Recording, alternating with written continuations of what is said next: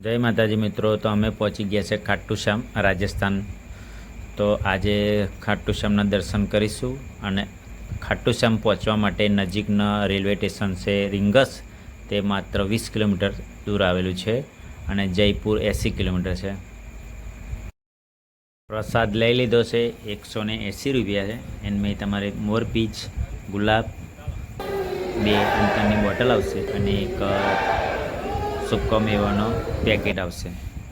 તો ચાલો અમે અંદર આવી ગયા છે। 11નો દિવસ અહીંયા વધારે ભીડ રહેશે।